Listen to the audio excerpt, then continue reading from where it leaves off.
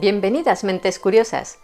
¿Conocéis la historia de los psicopompos, los seres que guían a las almas al más allá?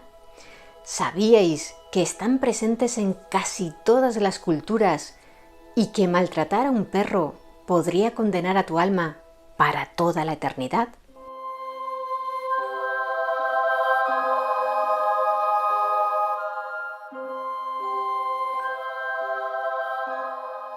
¿Qué sucede cuando morimos?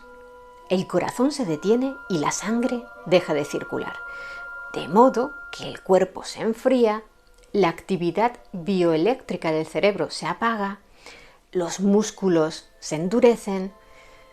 Sí, vale, eso es lo que le pasa al cuerpo.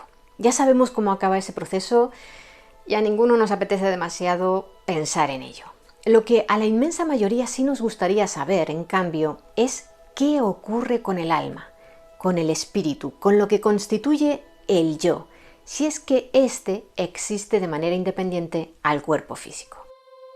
Todas las culturas y religiones humanas a lo largo de la historia han reflexionado acerca de la muerte y han elaborado sus propias interpretaciones para explicar ese fenómeno físico, común a todas las personas.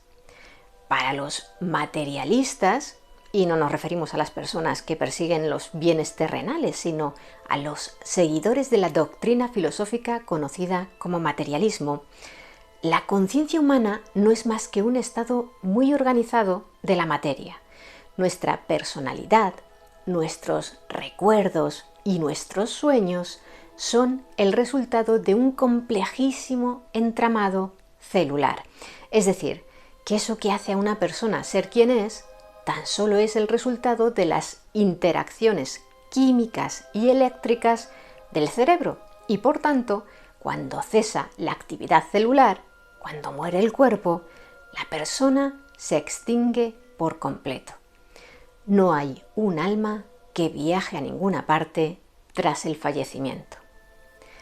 En cambio, para la inmensa mayoría de las religiones y culturas, la existencia de un ser humano no concluye con la muerte física.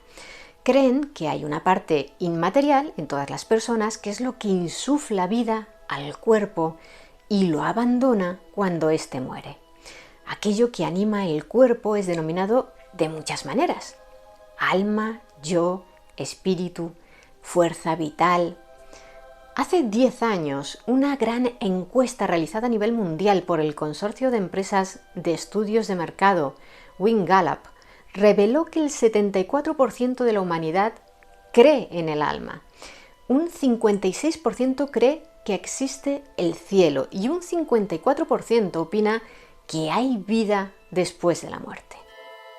¿Y cuánta gente cree en Dios? El 71%. Seguro que estáis mirando ahora el porcentaje de personas que creen el alma en la parte superior de la pantalla. Sí, era el 74%. Y es que no creer en Dios no tiene por qué implicar necesariamente no creer en el alma humana, aunque suele haber una correlación. Pero centrémonos ahora en el tema de este vídeo, los psicopompos. Lo primero que llama la atención es la palabra en sí. Psicopompos. Proviene del griego, de la palabra psyche, que se puede entender como alma, y de la palabra pompos, que significa aquel que guía. Por eso, psicopompos es el término genérico que empleamos para referirnos a todos aquellos seres que realizan la tarea de conducir a las almas de los difuntos hasta el más allá. Pero como veremos a continuación, la figura de los psicopompos es tan diversa como las culturas del mundo. En la antigua Grecia existía la creencia de que al morir, las almas de los difuntos viajaban al inframundo, el reino del dios Hades, un lugar que existía físicamente y al que se podía acceder navegando o a través de cuevas subterráneas. Aunque algunos héroes mitológicos como Heracles o Teseo lograron entrar en él, se suponía que solo los muertos podían acceder al inframundo. y no era un destino agradable. En los relatos más antiguos era descrito como un paraje de completa oscuridad y despojado de alegría, donde todos los fallecidos, ya fueran ricos o pobres, buenos o malos, vagaban entremezclados en las tinieblas eternas. Posteriormente, se incluyeron referencias a un lugar paradisíaco al que accedían las almas de los elegidos por los dioses, los heroicos y los justos, para llevar una vida feliz y bendecida. Ese paraíso eran los Campos Elíseos, también conocidos como las Islas Afortunadas, y según Homero, estaban ubicados en el extremo occidental de la Tierra, junto a la corriente del océano, el enorme río que se creía que circundaba el mundo. En contraposición, aquellas almas que tras ser juzgadas eran consideradas malvadas, iban a parar al Tártaro, donde recibían el castigo divino.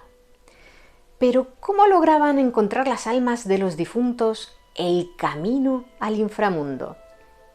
Lo hacían guiadas por un psicopompo, el dios Hermes, la única deidad que podía acceder al reino de los muertos, aparte del propio Hades y de la esposa de este, Perséfone.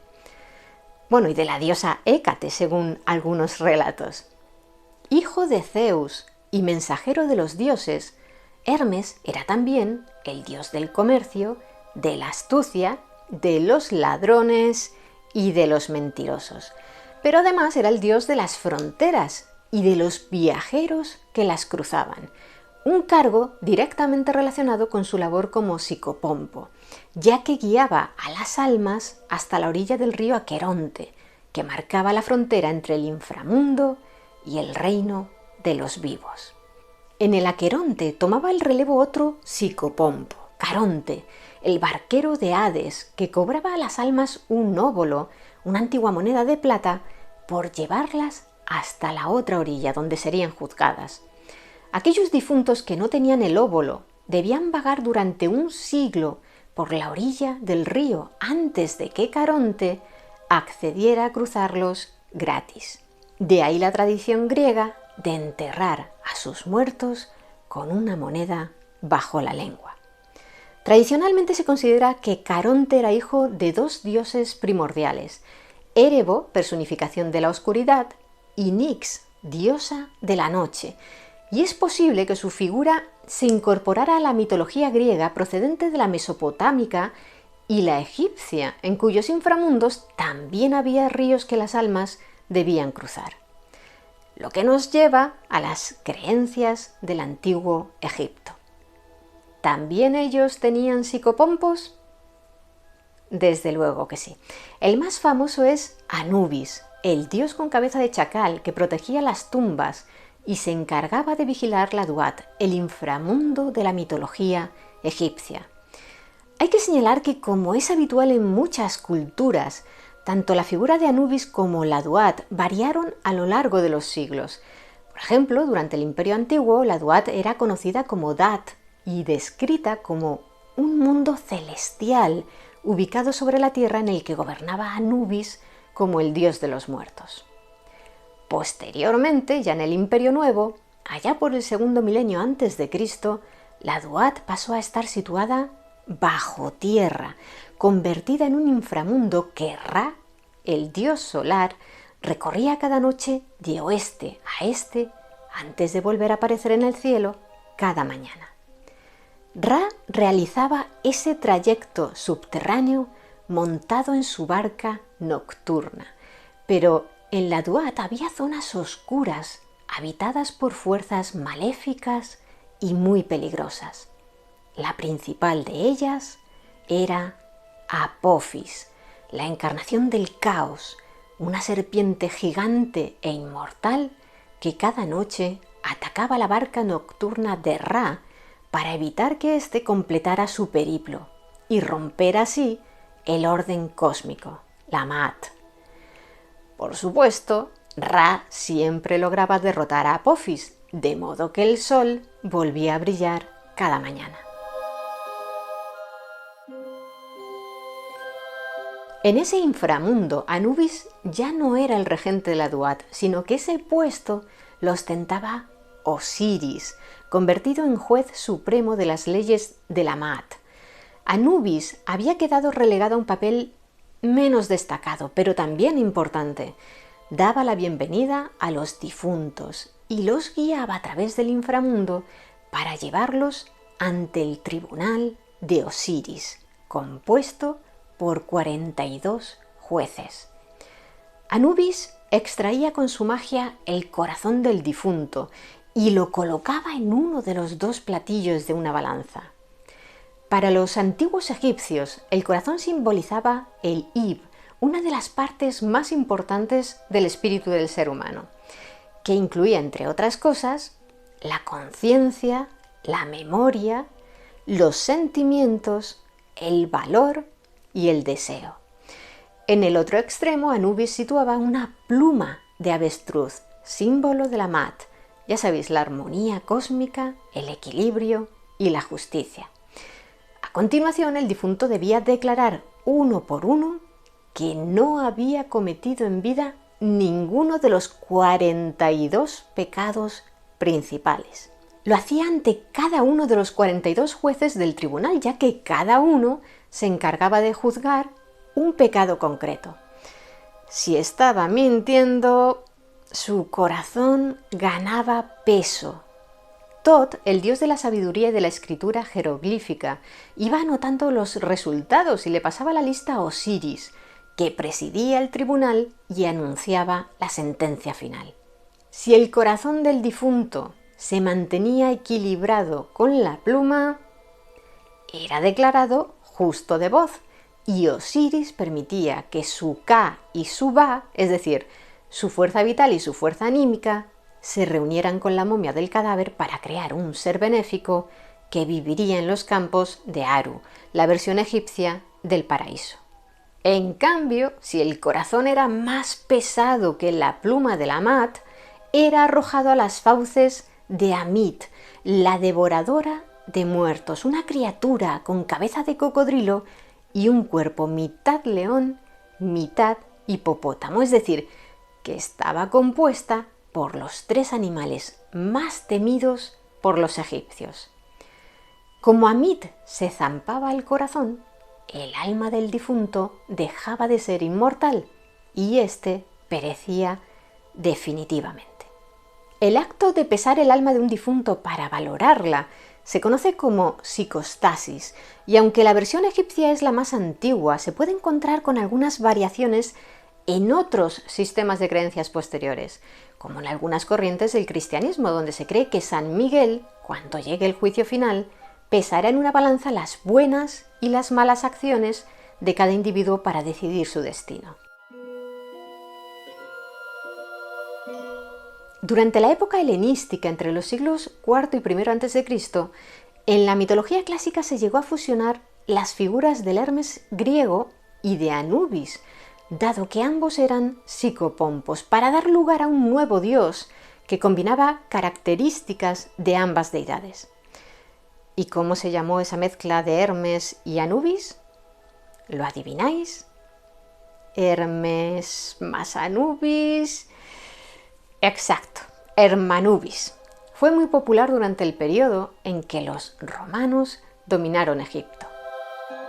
Ahora vamos a dar un salto en el tiempo y la geografía para viajar hasta el norte de Europa en la Alta Edad Media. Y es que los guerreros vikingos también tenían sus propios psicopompos, las valquirias, jóvenes doncellas sobrenaturales que sobrevolaban las batallas y decidían quién debía morir y quién no. Tras el combate, las valquirias escogían de entre los difuntos a aquellos que habían sido valientes y los conducían hasta el Valhalla, el majestuoso salón donde se unían al gran ejército de los guerreros muertos, los Einherjar, quienes lucharán junto a Odín contra las fuerzas del caos cuando llegue la batalla final, el Ragnarok. Aunque posteriormente la figura de la valquiria se ha ido transformando en la cultura popular en una suerte de mujer guerrera, parecida a las legendarias amazonas griegas, Su función no era combatir, de hecho su nombre original, en el nórdico antiguo, se puede traducir como la que escoge caídos en el combate. Por otro lado, a pesar de que los artistas de los siglos más recientes nos han acostumbrado a retratar a las valquirias con lanzas y escudos, cabalgando a lomos de caballos alados, en las crónicas antiguas se hablaba de que sus cabalgaduras eran lobos feroces, y a las valquirias, que no participaban de manera activa en la lucha, en ocasiones se las identifica con los cuervos. De este modo, cuando los lobos y los cuervos se acercaban a devorar los cadáveres de los guerreros caídos en el campo de batalla, los vikingos podían verlos como si en realidad se tratara de las valquirias, escogiendo a sus favoritos. Esta descripción de la figura del psicopompo guarda un gran parecido con la que podemos encontrar en los pueblos celtas. En la mitología celta, quien estaba presente en todas las batallas era la Morrigan, la diosa de la muerte, la guerra y la destrucción, que infundía en los soldados la ira y la fuerza necesarias para matar. Con el objetivo de camuflar su presencia podía adoptar diversas formas, como la de un cuervo o un banco de niebla. La Morrigan es una deidad muy compleja porque también está considerada como diosa de la fertilidad y los nacimientos, y sobre ella hay muchos relatos bastante diversos entre sí, tanto antiguos como modernos. En algunos de ellos se indica que actúa como psicopompo porque en su forma cósmica sería como una nube de caminos que comunican el mundo espiritual con el terrenal. Según esta visión, cuando una persona perece, su alma es absorbida a través de los senderos de la Morrigan hasta el más allá, arrastrada por sus deseos y pecados, y de igual modo, cuando un niño nace, un alma llega hasta ese cuerpo recorriendo los caminos de la Morrigan. Por eso los pueblos celtas consideraban al cuervo como un animal psicopompo, ya que podía tratarse de la propia diosa disfrazada. Entre los pueblos celtíberos que habitaban la península ibérica antes de la ocupación romana, también existía la creencia de que había un tipo de ave que guiaba a las almas de los difuntos hasta el más allá, pero en su caso no era el cuervo, sino el buitre.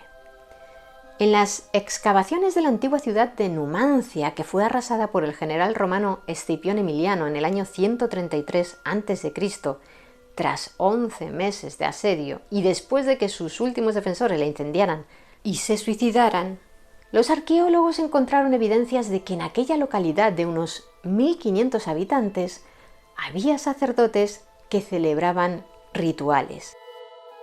Uno de ellos consistía en dejar los cadáveres de los guerreros expuestos a los buitres, ya que los numantinos creían que a la vez que el buitre arrancaba tiras de la carne del difunto, se llevaba parte del espíritu y luego, al echar a volar, elevaba ese espíritu consigo, acercándolo a los dioses de manera rápida y directa. De ese modo, el buitre estaba considerado como un transmisor puro y muy eficaz entre el mundo de los vivos y el de los muertos. En este viaje a través de las mitologías de todo el mundo, vamos a volar ahora hasta América. En México existe una raza de perros muy antigua, originaria de aquella tierra y muy vinculada a la cultura mexica, el Xoloitzcuintle o Xoloitzcuintli, que en español también se conoce como Xoloescuincle, perro azteca, perro pelón mexicano o simplemente cholo. Su nombre original, procedente de la macrolengua náhuatl, puede traducirse como perro acompañante. Y eso era porque, según la mitología mexica, este tipo de perros eran psicopompos que acompañaban a las almas de los difuntos en su viaje al Mictlán, el inframundo. Pero ¿cómo asegurarse de que el fallecido contara con la compañía de un Xoloitzcuintle, criando uno para sacrificarlo cuando su dueño pereciera y enterrarlo junto a él. El tránsito por el Mictlán, donde reinaba el dios azteca de la muerte, Mictlantecutli, era muy largo y difícil, y el perro resultaba fundamental cuando se alcanzaba la orilla del Apanohuacaluya, un río muy profundo que atravesaba el Mictlán. Para pasar al otro lado, el difunto debía hacerlo montado a lomos de su compañero, pero el Xoloitzcuintle solo le ayudaría si su dueño había sido bueno con él en vida. Si lo había maltratado, el perro no le prestaría su ayuda y el alma se quedaría para siempre allí abandonada, vagando sin poder cruzar al otro lado. Así que por la cuenta que les traía, los mexicas trataban muy bien a sus perros. ¿Y cualquier Xoloitzcuintle servía para cruzar el río? Según la leyenda, no. El perro debía ser completamente negro. Si tenía manchas de otro color, significaba que se había mojado en las aguas del Apanohuacaluya con anterioridad, ayudando a otra alma a cruzar y por tanto ya había cumplido su misión. Y si en lugar de ser negro era de color claro, significaba que aún no estaba preparado para cruzar el río. Sin embargo, según otras versiones de la leyenda, el color correcto era el parduzco, porque si le pides ayuda a un perro blanco, te responderá: yo estoy limpio y no me quiero ensuciar. Y si tu perro es negro, te dirá: yo estoy tan sucio y oscuro que no podrás verme y no podré guiarte. También en el África subsahariana encontramos psicopompos. Por ejemplo, en las creencias tradicionales del pueblo Akan, que habita en Ghana y el este de Costa de Marfil, existe la figura de Amokie, guardiana de la entrada a la tierra de los muertos, llamada Asamando. Amokie pesca las almas de las mujeres en el río y les da la bienvenida. En pago por la entrada a Asamando, las difuntas le entregan a Amokie los collares de cuentas y los taparrabos con los que han sido enterradas.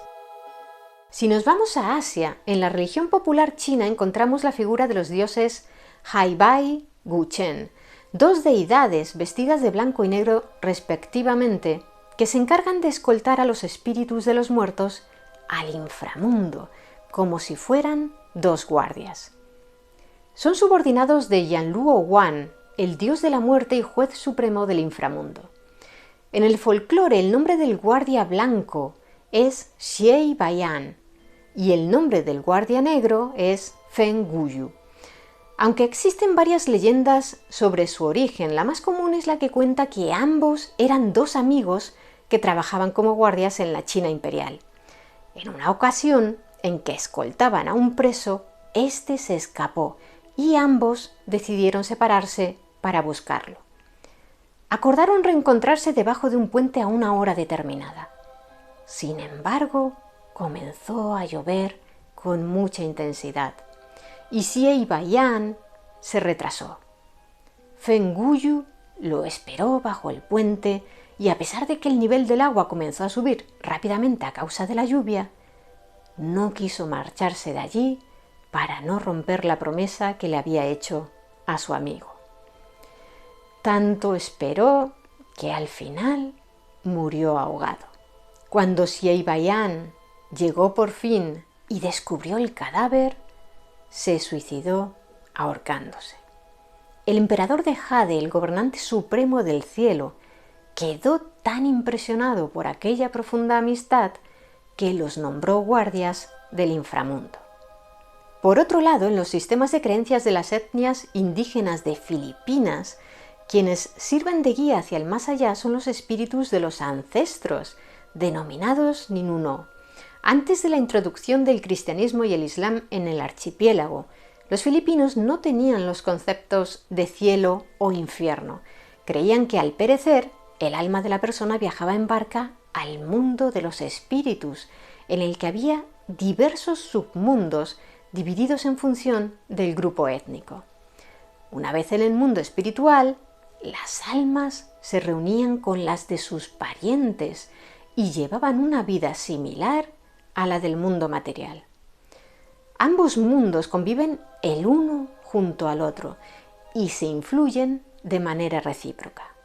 Según algunas tradiciones, cuando un habitante del mundo físico se encuentra muy enfermo, es uno de sus Ninunó, sus ancestros, quien acude a él y llama a su alma para que abandone el cuerpo y pase al otro mundo en su compañía. En otras, el espíritu del antepasado simplemente acude a darle la bienvenida cuando el alma del difunto ya ha pasado al mundo espiritual. Aunque en este vídeo solo os hemos descrito un puñado de psicopompos, los ejemplos abundan a lo largo de toda la historia y la geografía. Así, en muchos de los pueblos con creencias chamánicas, el propio chamán puede actuar como guía de los espíritus, tanto humanos como animales, y no solo en su camino hacia el más allá, sino también, por ejemplo, haciendo que el cuerpo físico supere una enfermedad gracias a recuperar el alma del enfermo, que andaba perdida. En el vudú haitiano, Papá Guédé, el cadáver del primer hombre que murió, aguarda en la encrucijada de la vida y la muerte, ataviado con un sombrero de copa, fumando puros y comiendo manzanas para llevar a los difuntos al otro lado. En el Islam y en algunas tradiciones del judaísmo, quien se encarga de tranquilizar a las almas en tránsito y guiarlas es el arcángel Azrael, quien además sostiene un pergamino en el que va apuntando y tachando el nombre de los mortales en el momento en que nacen o mueren. ¿Qué es lo que ha motivado al ser humano en cualquier época y civilización a integrar en su sistema de creencias alguna clase de psicopompo? ¿Por qué es tan universal esa figura? Tal vez se deba a que cuando nos disponemos a iniciar un viaje por un territorio desconocido y potencialmente peligroso, a la gran mayoría nos parece útil que alguien nos guíe. ¿O será por el deseo de no estar solos en ese momento de la existencia que tanto miedo puede inspirar? ¿Realmente habrá alguien o algo en el umbral aguardando para acompañarnos en el tránsito? ¿Y vosotros qué opináis de los psicopompos y lo que nos aguarda tras la muerte? Me gustaría que nos lo contarais abajo en los comentarios. Y si queréis conocer más historias interesantes, suscribíos a nuestro canal. Muchas gracias por estar ahí, mentes curiosas. Nos vemos en el siguiente vídeo.